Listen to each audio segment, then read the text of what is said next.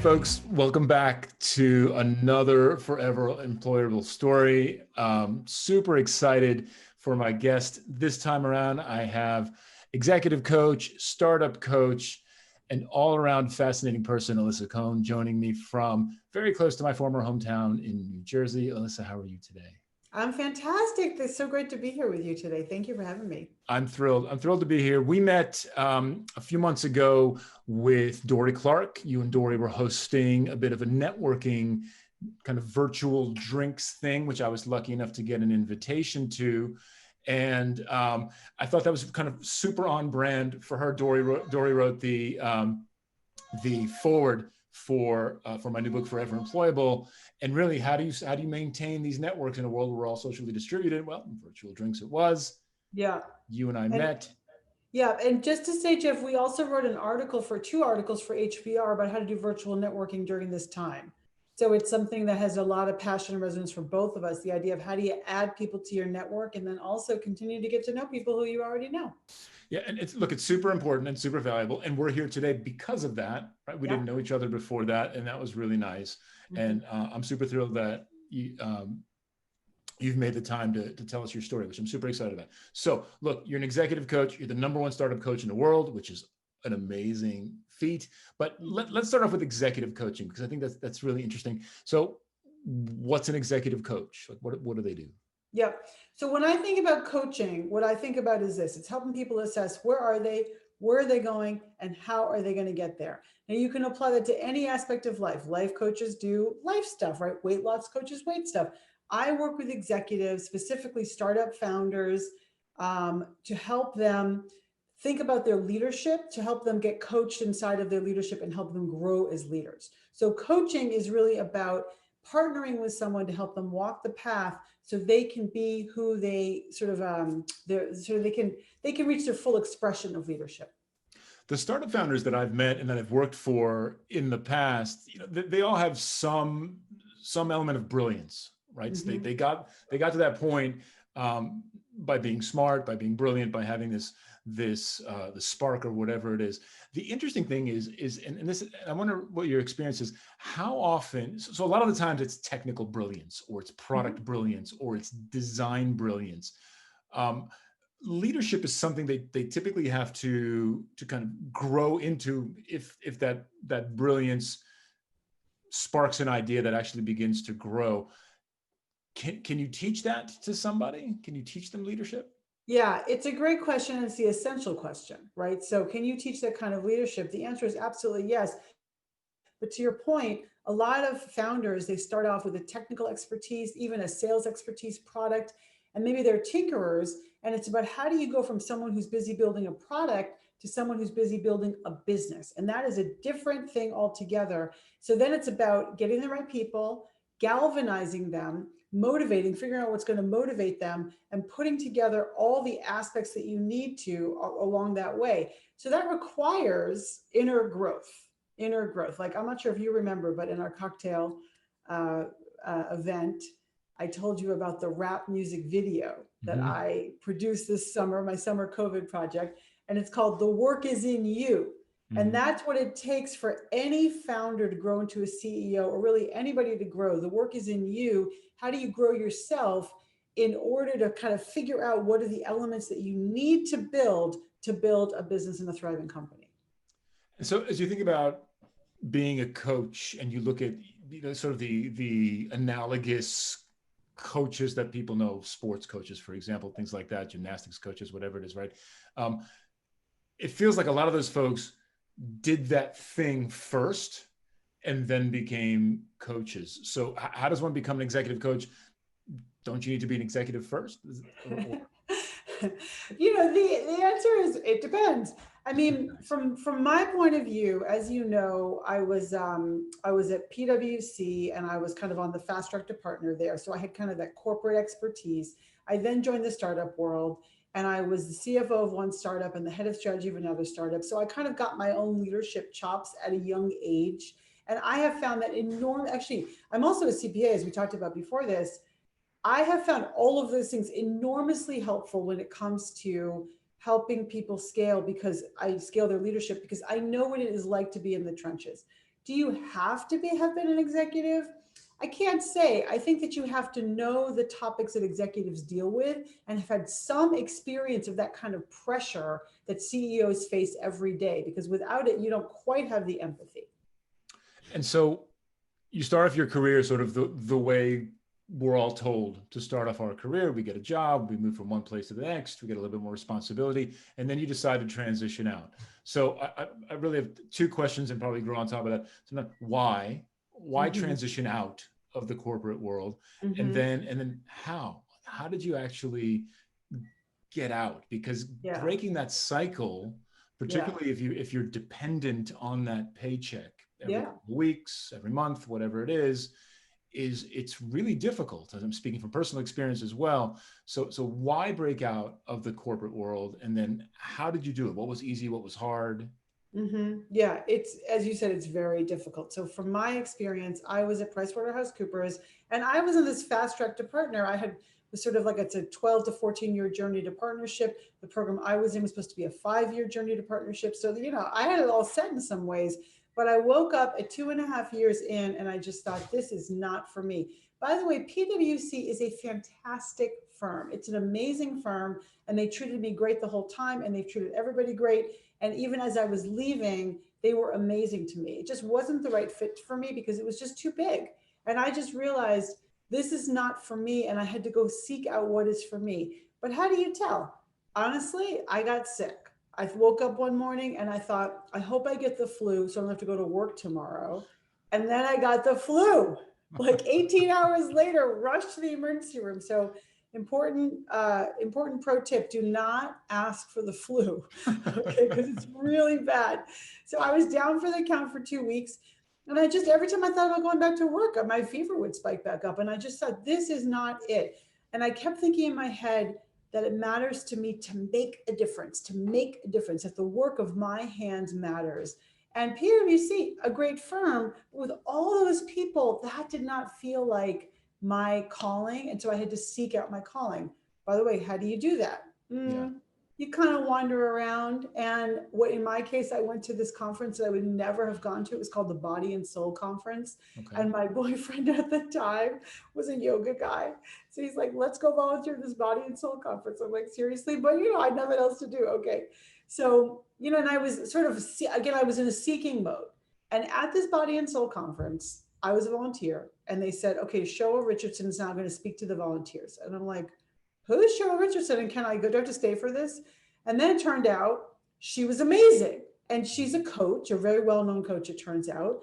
And she was amazing. And I followed her around that whole conference. And I was like, that's what I want to do. It was like violins played.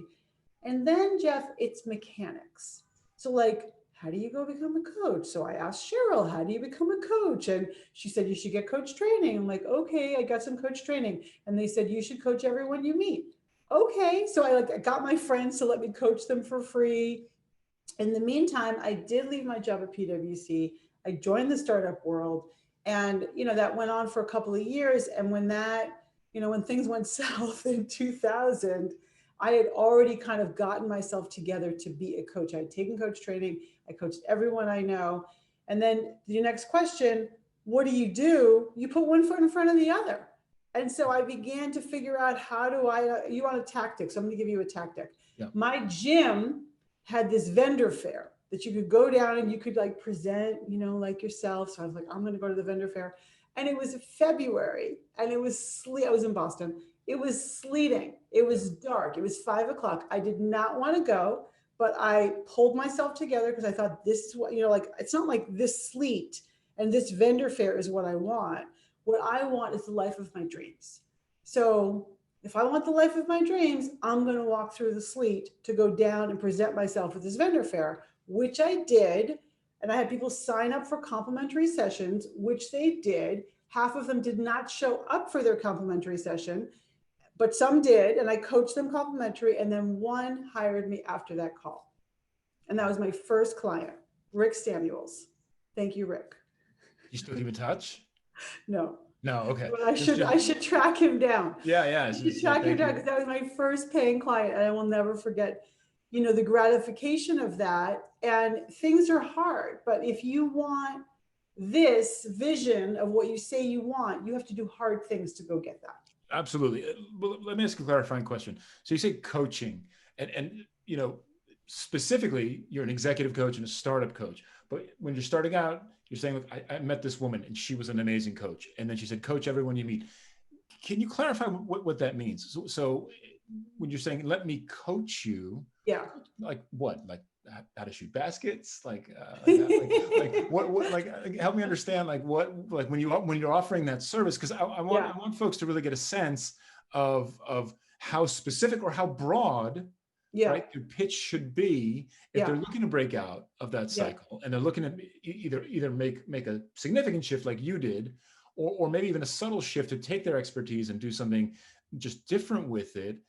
How specific or how broad do you need to be to make that pitch so that someone like Rick ends up hiring you for the first time? Right. So it's a really good question. And it's a very good question. And like, it's a little bit how I kind of perfected for me by mistake, the art of helping, like adding value in 20 minutes. So that's kind of what I think when I'm meeting with somebody new, my goal is to add value in 20 minutes. And so to Wow. me, it was very simple. I would say, what do you want coaching on? Nobody said shooting baskets. Nobody. Not a single person. But everyone, as I said before, coaching is a domain. It's really about how do you think about where are you going, and how are you going to get there? And you can apply that to anything in your life, because really it's about sitting down with somebody for an hour. And what I would say to people is, if you had a secret weapon for 3 to 6 months that was totally devoted to you and your success, what would you want to work on? And they would answer me, and we'd start working on it right there and then. That's a great And it question. might be weight loss, and it might be relationship stuff, and it might be I feel stuck in my career, right? Because I've always been the kind of person, I've always been the person that my friends come to ask about careers. So that is not a surprise to me. But the truth is, if I may not be a relationship expert, but I'm an expert at asking great questions because I'm curious about people. And if we sit down together for an hour repeatedly, you're going to have insight through my questions and through my asking you to really dig deep about what's going on with you. And that will unlock a number of things in a number of aspects of your life. So I work with a business coach. Mm. I'm a company of one. I have a part-time assistant, but generally speaking, you're looking at Gothelf Corp right Right. now, and it's Plus your interesting. family members. Right. Well, yeah. I mean, the children, yes, my video production crew, as we call them around here. Yes. And but at the urging of a friend, I ended up hiring a business coach, and I've been working with her now for a year, and I found it to be fascinating because, again, I feel like I'm an expert in my field. I feel like I know what I'm doing, and I feel like I have really good perspective. And like you said, you sit down with somebody on a regular basis for an hour, and you share what's happening, what your challenges are, where you're trying to get to, right?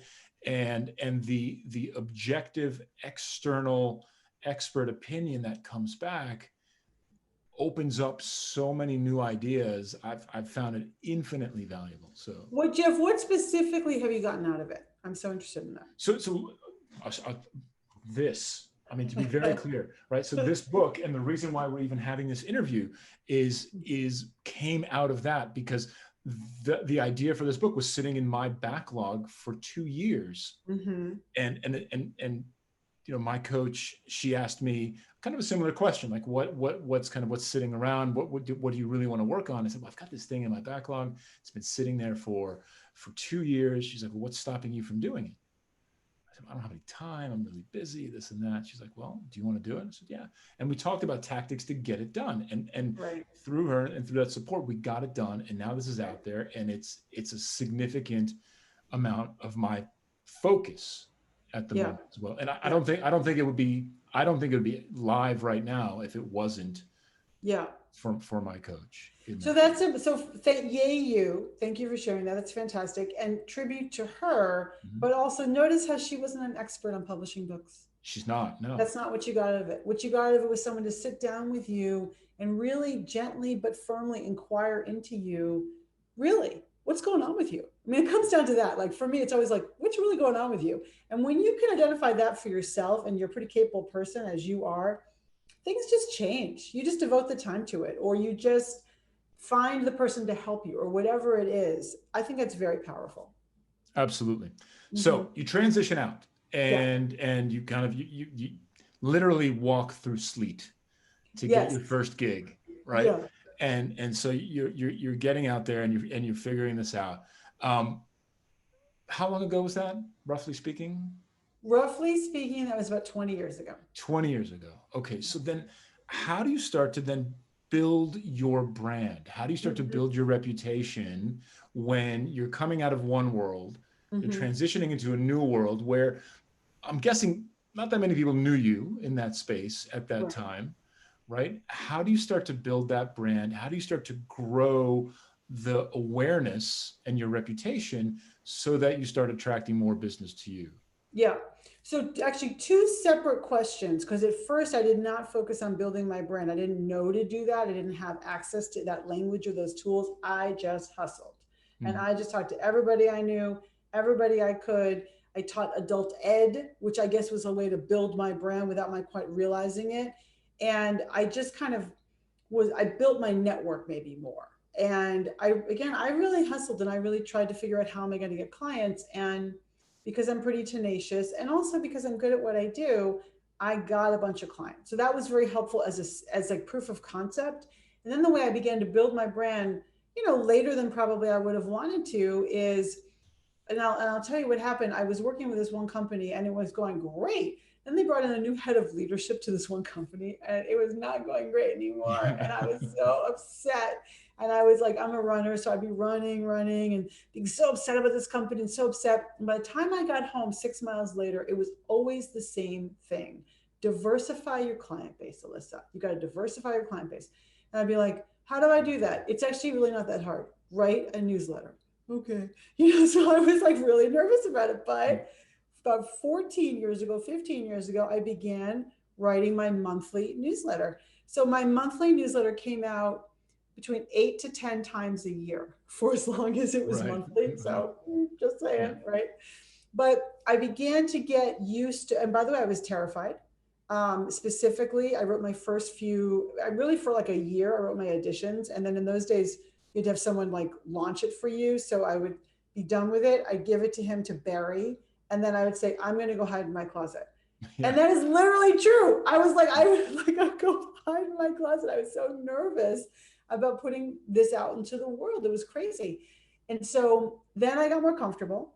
And then I got the opportunity to write for Worth because I met the publisher at a dinner that I was at. So that was about networking, and I kind of got my courage up to ask him if I could write for him. And by the way, he didn't. He said yes, and then I emailed him 3 times, didn't get back to me. But Mm. then he got back because email overload, not because like you have to be persistent with people. Sure. So got back to me, put me off to the more junior person. We organized myself to write for Worth, which was great. And I used that to start writing for Forbes. And then I began to have a track record of content and building my brand. And people began to hear about me and they would come to me. And then Inc. found out about me and Inc. asked me to write for them. So it's sort of loud. And now I write for HBR, again, on the back of all of that content. So when you start building content and you have your network, as we know from our good friend Dory Clark, that's the way you become a recognized expert. And people began to reach out to me as a result of that. But it didn't happen in the first year. Yeah. It So, takes a long time. and look, and that's really, really important because I talk about that in the book as well. And when I tell my story as well, I've been working on this for myself for 12 years, right? Yeah. And I don't, and it's ongoing work that's going to go on for a while. But I want to go back to something that you said. I want to connect the dots on something because you said, how do I diversify my client base? Write a newsletter. Yeah, I know. Connect those dots for I me. know. Like, how does writing a newsletter diversify your client base? Right. Just to say that every time I went for a run and got that in my head, I rediscovered that every single time. Uh-huh. And the reason is because what I knew without being an expert in this world, and I wish I had known then what I know now, but I just knew that having a regular cadence with reach out to people that was interesting and engaging to them would somehow come back to me in the form of clients.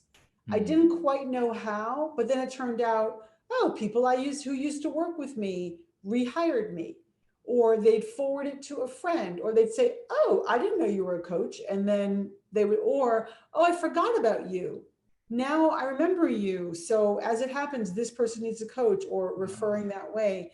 So even just gathering the people you already know yields current business, but it also, again, it develops, kind of a tribe so that people remember you because you're memorable. Yeah.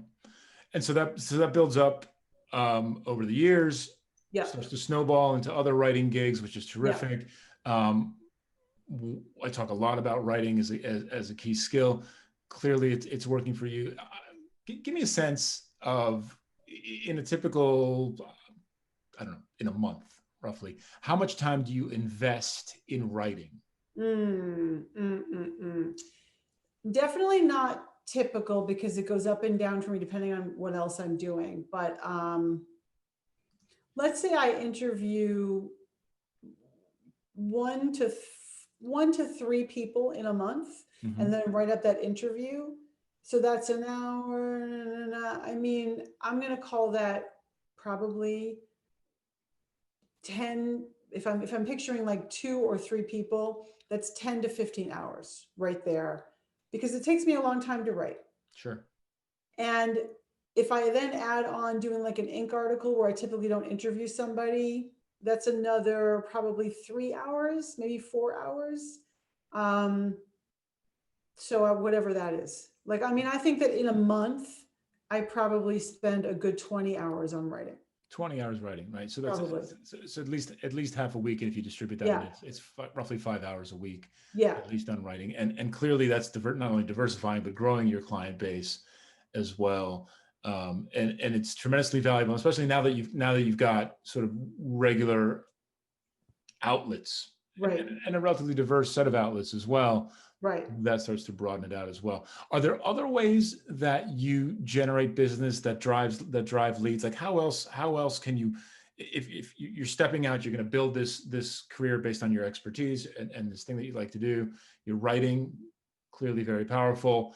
How else do you generate business? What else drives leads into your business? Well, I really made a point of asking for referrals. And I think people like get uncomfortable asking for referrals. I mean, I really think that I've helped a lot of people, and I know that our process is helpful for them. And I just think, like, don't you want to show it to other people?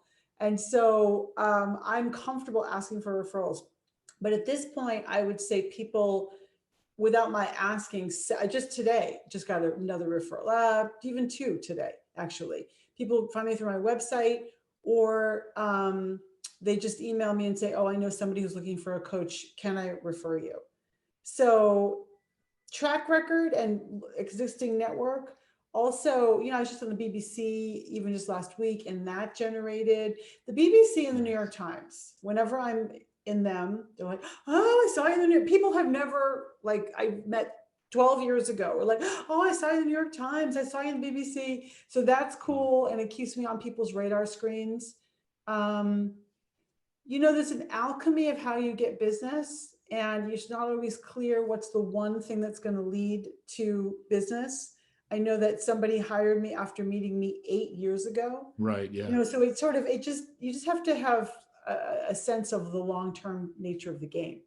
I saw this. I saw this illustration. It was about COVID, and it was about how it was like the Swiss cheese strategy for managing COVID, and it was basically Yeah. a bunch of slices of Swiss cheese where the holes didn't line up, right? Yeah. And every slice was like wearing a mask, social distancing, small groups, being outside, well ventilated, that type of thing. And so like some virus passes through every slice, but less passes through multiple slices.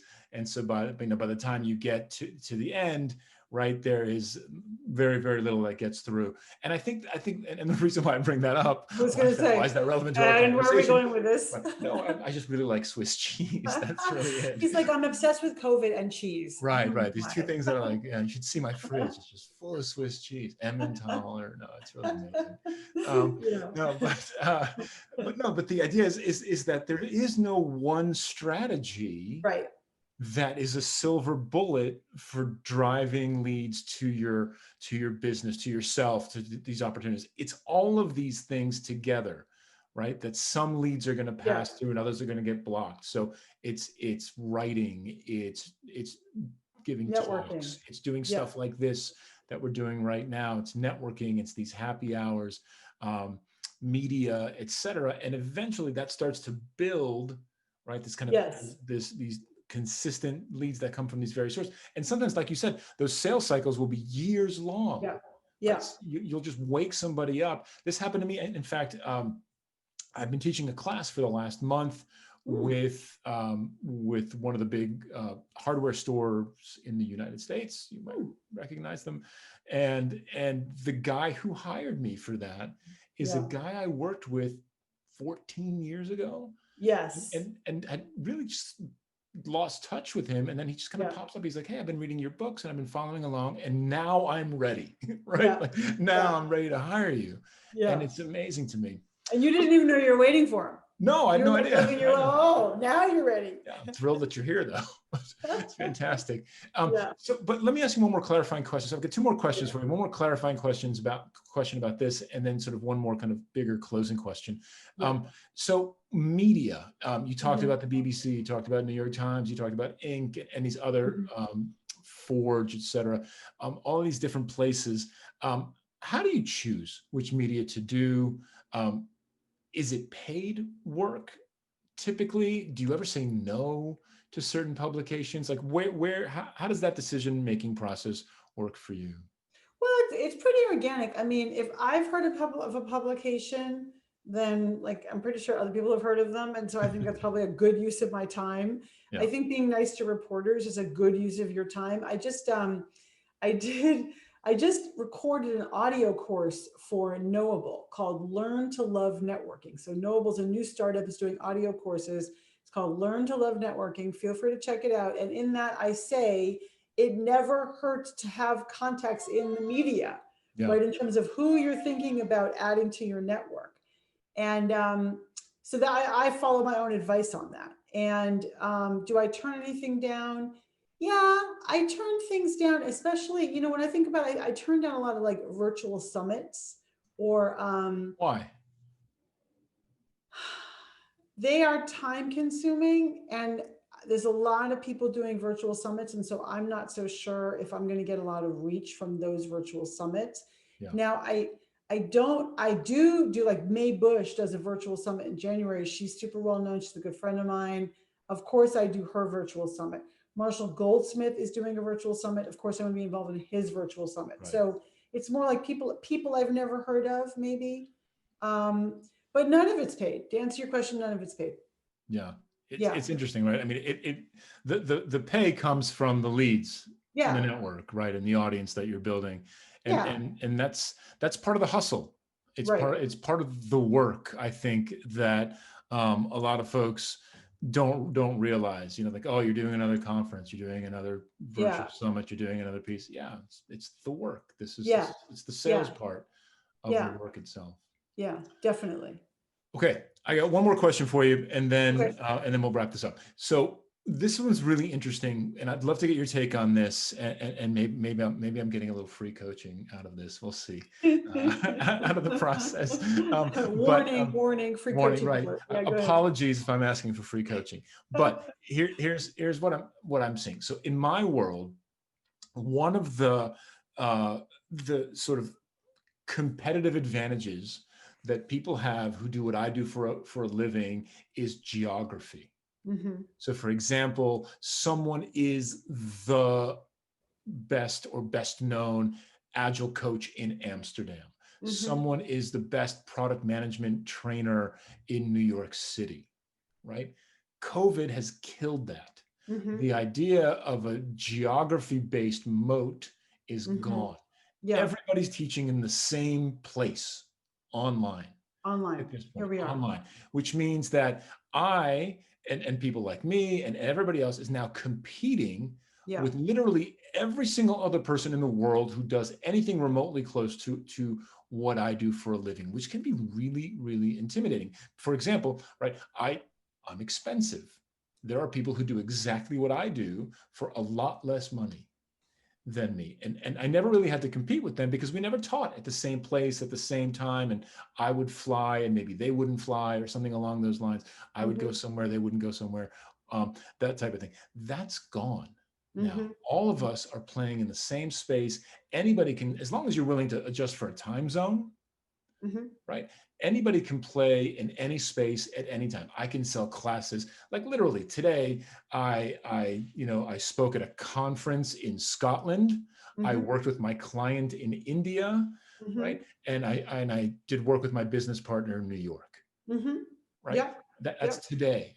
Yep. And now you're conducting an interview with somebody who's in Montclair, New Jersey. Exactly. My my, Yeah. my, my favorite state in the whole world. And so how how do you stay relevant Yeah. and in demand when with this new added level of competition and the competitive advantage of geography completely gone? How do you Yeah. maintain your edge in this world? Yeah, so I love this question, and I am going to definitely give you some coaching because I think you need to reframe your attitude, right? Mm, So I am known as the top startup coach in the entire world. Okay, I'm not playing in the New York, New Jersey area, right. and I would invite you. Just today, by the way, I spoke to somebody who's he's based in Belgium, and I said the same thing to him, which is that now is the time to do just what you said, which is not have to travel. So you've democratized and leveled the playing field, which means you have 100% access to build your brand, and building your brand commands higher fees, more notoriety, more people coming, outreach to you rather versus you reaching out to them. And all of those things together are totally playing in your favor. And I would say to you, don't think of it as a competition. Think of it as what do you need to do to be top of everybody's radar, Mm, both in terms of kind of brand excitement as well as just knowledge, like top of mind, as well as knowing so many people, they come to you first. If all those things are working together for you, then geography in this time becomes your friend because you just did all those different things. I know that I myself just did a keynote in India for 300 Indian CEOs or over India and Asia CEOs. Like they would not have flown me in to do that. That would yeah. have not been so easy to do, right? So there's so many virtues of this time. That's how I invite you to think about it. Right. So it's you're saying, hey, it's not actually a competitive disadvantage. It's a competitive advantage because now you've got the Exactly. whole world and new opportunities and the ability to work in three different countries in one day, Exactly. whereas before it would have just crushed your soul to be on that many airplanes. Right, right. And you wouldn't have had the time. You literally wouldn't have had the time. You cannot do 3 events in a day in 3 different locations, but on video you can. That's right. It's pretty amazing. Alyssa, thank you so much for sharing your expertise and spending the time with me, telling us your forever employable story. It was a ton of fun. And I wish you nothing but the best and success in the future. Thanks, Jeff. Likewise, and thanks so much for having me.